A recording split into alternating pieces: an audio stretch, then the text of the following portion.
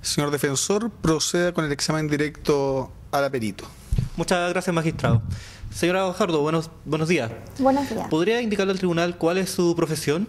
Soy psicóloga clínica y forense. ¿Dónde cursó sus estudios universitarios? En la Universidad de los Andes. ¿En qué años cursó sus estudios universitarios? En el periodo de 1999 a 2003. ¿Tiene usted cursos de posgrado o cursos de perfeccionamiento? Sí, tengo un magíster en psicología clínica en la misma Universidad de los Andes. ¿Y cuándo realizó esos cursos o ese posgrado? Del año 2006 al 2009. Perfecto. Señora Guajardo, ¿dónde se ha desempeñado usted en términos laborales?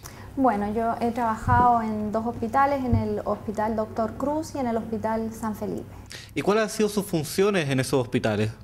En el Hospital Dr. Cruz yo realizaba psicodiagnóstico y psicoterapia de adultos, adolescentes y niños, y en el Hospital San Felipe trabajaba en el servicio de psicología, también realizando psicodiagnóstico y psicoterapia para los pacientes tanto internos como externos del hospital.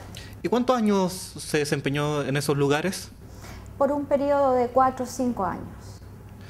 Señora Guajardo, ¿se ha desempeñado usted de manera privada en el ejercicio de su profesión? Sí, desde el año 2006 yo tengo mi consulta clínica privada y desde el año 2009 además soy perito oficial de los tribunales de justicia. Y a partir de que es perito oficial, ¿usted cuántos peritajes ha desarrollado?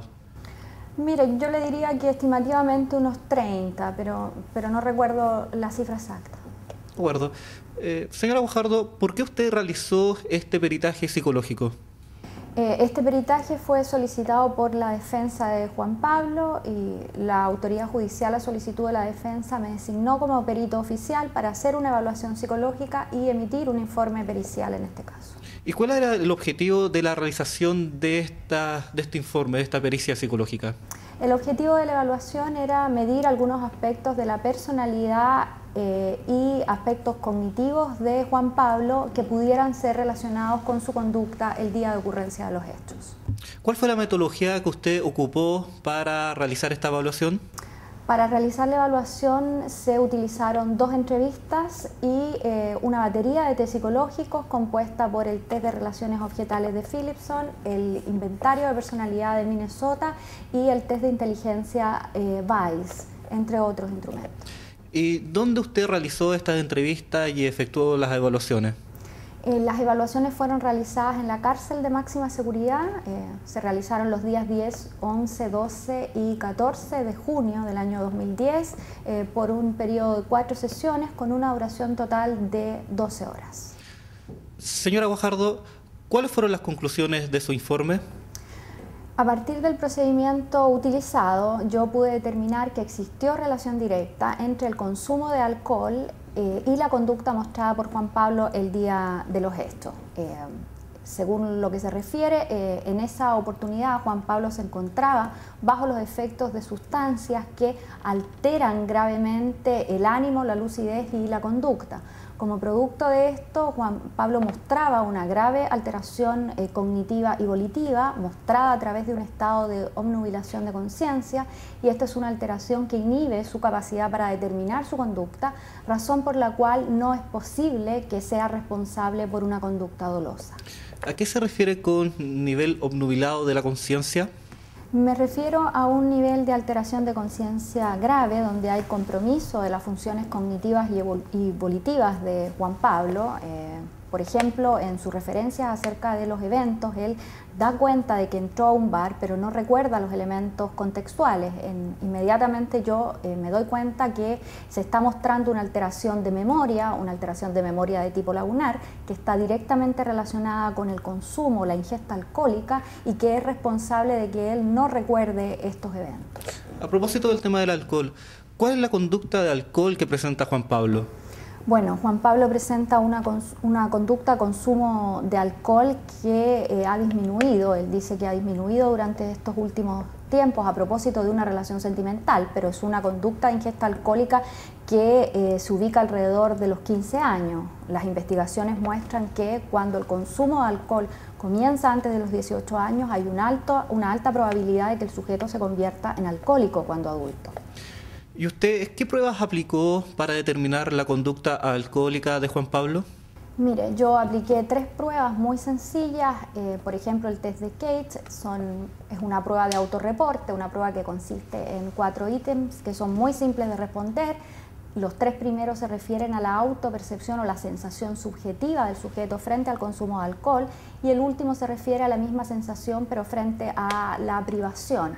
Juan Pablo puntuó 2 en esta prueba, con lo cual él se ubica dentro de una conducta de riesgo.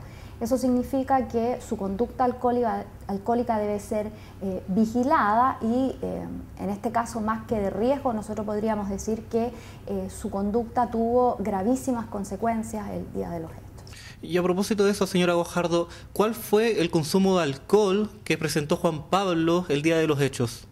Mire, a mí me costó mucho que él hablara de este tema sobre el consumo de alcohol, porque esta es una situación que él la ha mantenido bajo secreto, ¿no es cierto? Finalmente yo conseguí transmitirle que era relevante para la evaluación poder conocer estas condiciones en las que habrían ocurrido los hechos. Él refiere que habría tomado 9 cervezas y 5 combinados de ron con Coca-Cola fuertes. Luego él recuerda que al salir del bar lo estaban esperando algunos jóvenes con los cuales tuvo un altercado en una discoteca. Posteriormente, ya en el auto, él confunde el acelerador con el freno, pierde el control del volante y atropella a una persona. Él refiere no recordar nada más de los eventos y toma conocimiento de la complejidad de la situación cuando es detenido por la policía un par de días después. ¿Y usted para qué quería tener toda esta información? Mire, esta información es muy relevante porque el objetivo de la evaluación era precisamente establecer la relación de la conducta de Juan Pablo con los hechos sucedidos ese día. Para yo poder establecer el estado en el que se encontraba él, necesitaba conocer de estos hechos, y de hecho el conocimiento que tuve en la evaluación es lo que me permite concluir que Juan Pablo se encontraba en un estado de conciencia de grave alteración de sus funciones cognitivas y volitivas que le impiden la determinación de su conducta, y en ese contexto él no es responsable de una conducta dolosa. Muchas gracias. No tengo más preguntas, magistrado. Señor fiscal, proceda con el contraexamen al aperito. Buenos días, señora Guajardo. Buenos días. Usted en su examen directo señaló que aplicó una batería de test, en este caso para realizar su evaluación, ¿no es verdad? Así es. Y que en general estos test están destinados a medir la personalidad o el coeficiente intelectual de una persona. Eso es correcto. En general, estos test lo que permiten es medir el estado mental de la persona que usted está evaluando en un día, en un momento determinado, ¿no es cierto? Así es. Que es el momento fundamentalmente en donde usted hizo aplicación de estos instrumentos y realizó la evaluación, ¿no es verdad? Sí, es verdad. Ahora, en este caso en concreto, usted realizó la evaluación y aplicó estos test aproximadamente 8 meses después de que habían ocurrido los hechos que se imputan, ¿no es cierto? Sí, así es. Y por tanto, siguiendo la lógica de lo que usted nos acaba de decir, estos instrumentos en general no están diseñados para medir lo que pensaba o no, o lo que podía haber hecho o no una persona hace 8 meses atrás, ¿no es cierto? No, no exactamente, porque justamente lo que permiten las pruebas psicológicas es dar cuenta de la condición de personalidad de un sujeto. Esta condición tiene características de estabilidad, por tanto, lo que se evalúa en el presente es posible de ser relacionado de manera explicativa con la conducta del sujeto en otros momentos de su vida. Pero mi pregunta es si hay algún test en concreto que permita determinar lo que una persona pensaba o su estado mental 4, 6 u 8 meses atrás. No, no hay. Vamos a otro tema, señora Guajardo. Usted también señaló que utilizó un conjunto de instrumentos para medir el comportamiento del señor Layton en relación al consumo de alcohol, ¿no es verdad? Así es. Y en general lo que permiten estos instrumentos es evaluar el nivel de riesgo que el señor Layton habría tenido respecto al consumo de alcohol. Así es. Nuevamente se trata de un conjunto de instrumentos que no se refieren a lo que una persona pudo haber consumido o no en un momento concreto. Son instrumentos que permiten evaluar cuál es la disposición del sujeto hacia el consumo. Esa disposición se integra en la personalidad con carácter de estabilidad, por lo cual también es posible explicar desde ahí la conducta general del sujeto. Exacto. Y mi pregunta es si los test permiten determinar cuánto una persona pudo haber consumido en un momento determinado, un día determinado. No.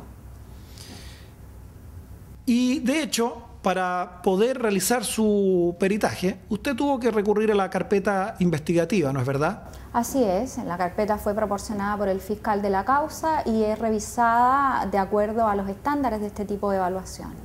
Y en esa carpeta investigativa no existe ninguna alcoholemia que se haya practicado al señor Layton para medir el grado de alcohol que tenía el día en que ocurrieron los hechos, ¿no es verdad? No, no existe. Tampoco existe en esa carpeta ningún examen de sangre que se haya practicado el día que ocurrieron los hechos en donde se midiera el nivel de alcohol que tenía en su sangre, ¿no es verdad? No, no existía tampoco. Y usted tampoco, de hecho, practicó ningún test científico o médico destinado a medir cómo el señor Layton se comporta o reacciona frente al consumo de alcohol, ¿no es verdad? O sea, yo apliqué los test que están descritos en la metodología. Pero según usted nos dijo, estos test fundamentalmente tienen por objeto evaluar el nivel de riesgo frente al consumo de alcohol, ¿no es cierto? Así es. Porque usted no practicó ningún test que mida, déjeme decirlo así, la reacción fisiológica o la resistencia que tiene el señor Layton respecto al consumo concreto de alcohol, ¿no es verdad? No, no aplico ese tipo de test. Porque ese tipo de test suponen una formación distinta, ¿no es verdad? Supongo. Usted no es toxicóloga, ¿no es cierto? No. Tampoco es farmacóloga, ¿no es verdad? No, y yo no he dicho que lo sea y en ninguna parte de mi informe aparecen esos elementos. Y yo no afirmo que usted lo sea. Le pregunto si lo es simplemente. Tampoco es química, ¿no es verdad? No, tampoco. Ni tampoco es médico, permítame la redundancia. No, tampoco es médico. Déjeme ahora ir a la entrevista que usted tuvo con el señor Layton. Usted en esa entrevista, lo sabemos porque ni lo mencionó en el examen directo, ni está mencionado en su informe, usted no sabe, ni él le informó acerca de la cantidad de alimentos que él había ingerido o consumido esa noche, ¿no es verdad? No, no sabía. Ni tampoco sabe o tiene información, por ejemplo, respecto de cuántas veces él fue al baño durante el transcurso de esa noche, ¿no es verdad? No. Ni tampoco sabemos con precisión a qué hora en concreto él comenzó a tomar alcohol esa noche y a qué hora en concreto específica él terminó de tomar alcohol esa noche, ¿no es verdad? No, no sabe. Ni tampoco usted estaría en condiciones de decirnos hoy día cuál era la gradación alcohólica que tenían los distintos líquidos que él consumió esa noche, ¿no es verdad? No, yo solo sé lo que él me refirió respecto de lo que consumió. En consecuencia, su principal fuente de información respecto al consumo de alcohol que tuvo esa noche fue el propio Juan Pablo Layton en la entrevista que usted realizó con él, ¿no es verdad? Por supuesto. Y esta entrevista, usted nos dijo, fue realizada aproximadamente 8 meses después de que ocurrieron los hechos que hoy día se imputan. Así es. Y esto, además, en un contexto en el que usted señaló en su examen directo, el señor Layton, déjeme ver, aquí anoté textual, tenía una alteración grave de la memoria, usted afirmó. Tenía lagunas en su memoria, teniendo, cierto, también una percepción alterada de la realidad, de cómo ocurrieron los hechos, ¿no es verdad? Esas son las conclusiones de mi informe, así es. Y ahí es donde Juan Pablo le dice a usted que él esa noche consumió 9 cervezas y 5 combinados de ron con Coca-Cola. Así es. Déjeme avanzar a otro tema, señora Guajardo. Usted señaló que en sus estudios de pregrado estudió en la Universidad de los Andes y obtuvo la licenciatura de Psicología, ¿no es verdad? Así es. Esta se trata de una licenciatura de carácter general que no asigna especialidad, ¿no es verdad? Sí, así es. Y de hecho usted con posterioridad siguió estudios de posgrado en la misma Universidad de los Andes, en donde obtuvo un magíster en Psicología Clínica. Sí, eso es correcto. En consecuencia, sería justo afirmar que su especialidad desde el punto de vista de su formación formal es en Psicología Clínica, ¿no es verdad? Así es.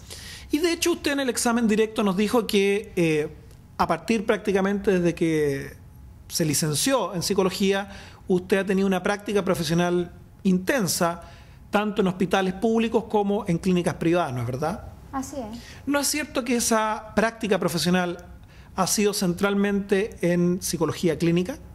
En el área del psicodiagnóstico y la psicoterapia, sí. Por tanto, su experiencia profesional más vasta y principal es en psicología clínica. Podría decirse. No más preguntas, señor magistrado.